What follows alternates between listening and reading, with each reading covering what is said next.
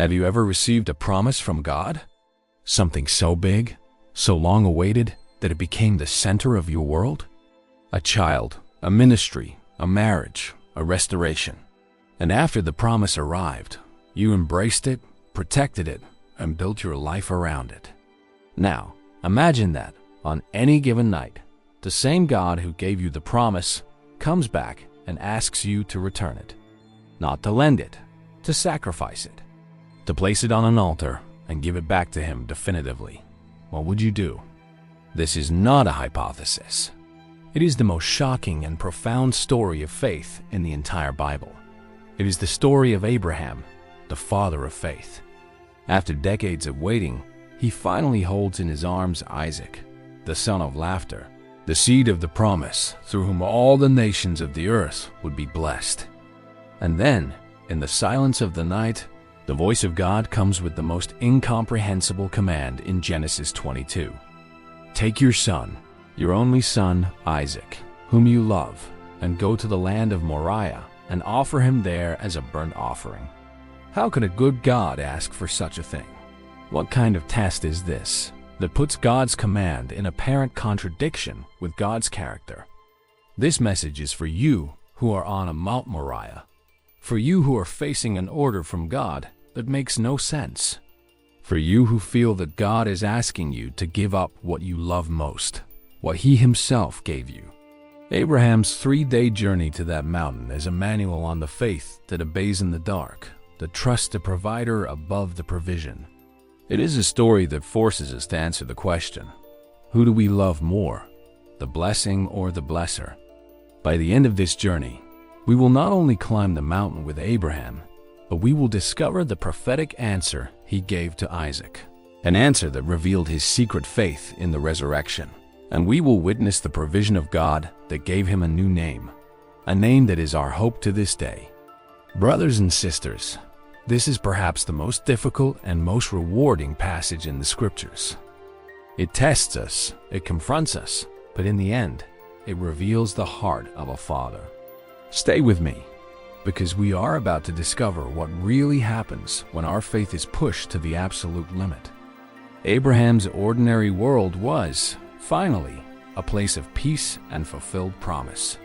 After years of barrenness, of waiting, of mistakes like that of Hagar, Isaac had arrived. He was the center of the camp, the visible miracle of God's faithfulness. Abraham's world was watching his son grow, teaching him, loving him. Every laugh from Isaac was an echo of Sarah's laughter, proof that God keeps His promises. The ordinary world was the sweet reality of the blessing he had waited his entire life for. Everything was fine. The promise was secure. The life of Joseph as governor of Egypt after prison. He had power, a family. God's blessing was evident on him. His ordinary world was one of peace and prosperity before the next great test of forgiving his brothers. What is the Isaac in your life? The fulfilled promise that brings you joy and security? Thank God for it, but ask yourself, is my heart set on the blessing or the blesser? And then the call comes, and it shatters the ordinary world. The voice of God, which had once brought promises of life, now brings an order of death. Each word is a stab in a father's heart. Your son, your only son, whom you love. God shows that He knows the depth of the sacrifice He is asking. This is not an adventure to conquer a city or fight an army. It is a journey into the interior of the soul itself, a test to the core of his faith. The call is to an act of obedience that defies reason, love, and the very promise of God. Example of Hosea. God called him to a painful adventure, to marry a prostitute as a living sign of God's love for an unfaithful Israel. God's call often leads us to places of pain and misunderstanding for a greater purpose. Obedience to God will not always be easy or understandable. If you are willing to obey even without understanding, comment, "Not my will, but yours." Abraham's refusal is the most powerful of all. He does not express it. The text is striking in its simplicity. So Abraham rose early in the morning, saddled his donkey, and took 2 of his young men with him, and his son Isaac. And he cut the wood for the burnt offering and arose and went to the place of which God had told him. Where's the argument? Where's the negotiation? Where's the refusal? His silence is his battle. The refusal he overcame was not against God, but against every fiber of his fatherly being. Every chop of the axe on the wood was a blow to his own heart. His immediate obedience is the greatest proof of the war he won in his spirit during the night. Jesus in Gethsemane. His struggle was intense. His sweat became like drops of blood. But his final decision was silent obedience, rising to meet those who came to arrest him. God asked me to give up a dream I loved. I didn't scream at him. I spent days in silence, feeling the pain of surrender. Each step of obedience felt like it weighed a ton. The silence was my cry. The master, the wisdom that guides Abraham on this impossible journey, is history with God. He clung to two truths. Truth 1. God promised that through Isaac his offspring would be named. Truth 2. God was asking him to sacrifice Isaac. How can these two things be true? The only logical answer for an illogical faith is resurrection. The author of Hebrews gives us the secret of Abraham's heart. By faith Abraham, when he was tested, offered up Isaac. He considered that God was able even to raise him from the dead. He was not going to kill his son. He was going to surrender him, trusting that the same God who brought him from Sarah's dead womb could bring him back from the ashes of the altar. The faith of Daniel in the lion's den. He did not know if God would deliver him, but he knew that God could deliver him. His faith was in the power of God, not in the outcome he desired. Faith in the power of resurrection enables us to obey in the most impossible situations. If you believe in this power, follow this channel and comment, I believe in the God of the impossible. On the third day, Abraham saw the place. And here, he crosses the final threshold. He turns to his servants and says words full of faith. Stay here with the donkey. I and the boy will go over there and worship and come again to you. He didn't say, I will come again. He said, we will come again. In his heart, he was already living the reality of the resurrection. Leaving the servants behind was the point of no return. Now it was just him, the boy, and God. The worship he intended to perform would be the most costly act of faith of his life. Ruth leaving Moab, when she told Naomi, your people shall be my people, and your God my God, she crossed the threshold, leaving her past and her old identity behind. True worship often costs us something. Like this video now if you are willing to offer God a worship that goes beyond words. And then comes the sharpest test, the innocent voice of his son. And Isaac said to his father Abraham, my father. And he said, here I am, my son. He said, behold, the fire and the wood. But where is the lamb for a burnt offering? This question is the knife before the knife. It is the final test of Abraham's resolve. How to answer that? And Abraham's answer is the most important prophetic declaration in the Old Testament. God will provide for himself the lamb for a burnt offering, my son. He didn't know how, but he declared what his faith believed. The question of Job to his friends, why is this happening to me?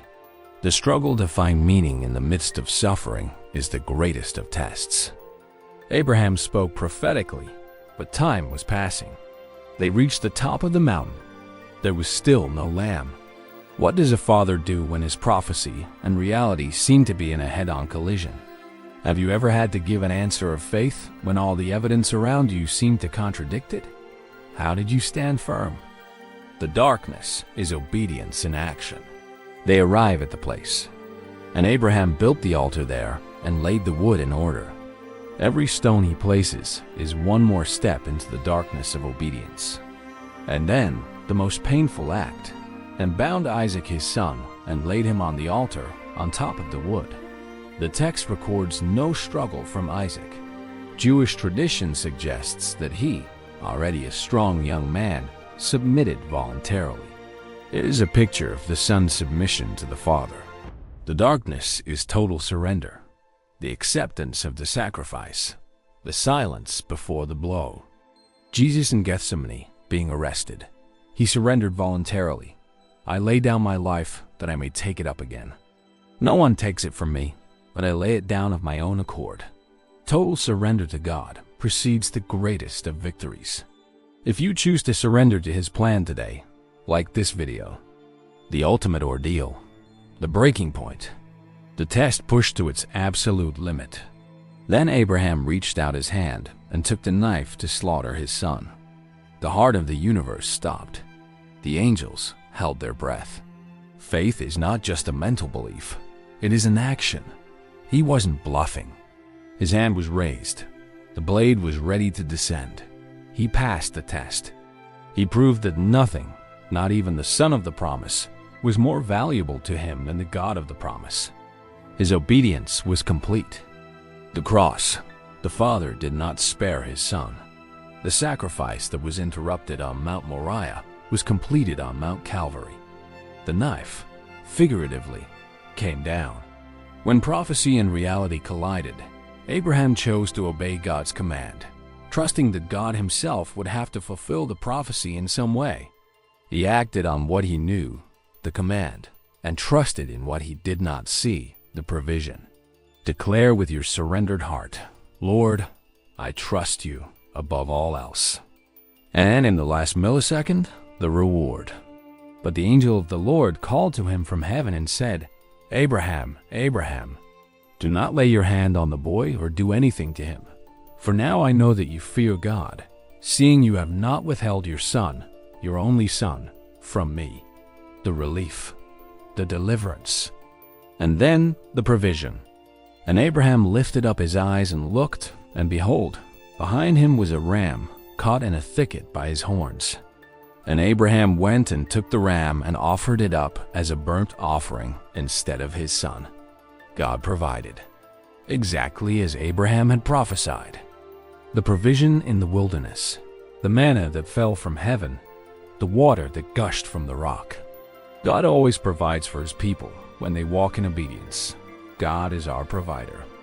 If you have ever seen his provision arrive at the exact right time, comment, God will provide. To encourage others, the road back, the descent from the mountain, is a completely different journey. And in that place, Abraham receives a new revelation about who God is. So Abraham called the name of that place, the Lord will provide. As it is said to this day, on the mount of the Lord it shall be provided.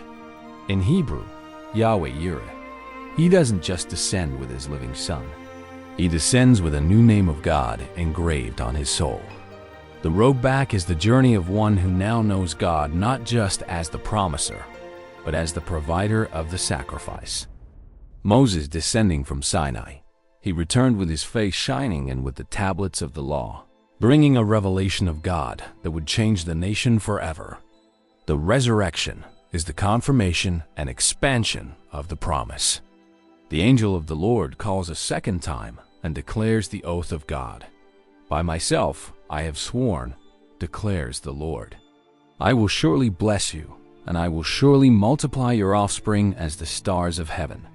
And in your offspring shall all the nations of the earth be blessed, because you have obeyed my voice. Isaac, who was figuratively dead, is now the bearer of a reaffirmed promise sealed by a divine oath. The covenant resurrects stronger than ever. The resurrection of Christ. His resurrection sealed the new covenant, guaranteeing that all the promises of God are yes and amen in him. The final revelation, the secret that Abraham brings from Mount Moriah for all humanity, is the most central truth of the gospel. God provides the lamb. For millennia, Israel would remember that on the mount of the Lord it shall be provided. And 2,000 years later, on a mount in that same region of Moriah, Calvary, God provided the definitive lamb. Isaac was spared, but the only begotten Son of God was not. Abraham did not withhold his son, and the Father did not withhold his. The revelation is that Abraham's test was a shadow, a prophetic rehearsal of the sacrifice that God himself would make for love of us. The declaration of John the Baptist, Behold, the Lamb of God, who takes away the sin of the world. The final answer to Isaac's question. The Father is taking you to your Mount Moriah today. He is asking you to place on the altar that which you love most. And your soul cries out. But listen, the purpose of the altar is not to take from you. It is to reveal to you a God who provides. It is to transfer your trust from the blessing to the blesser.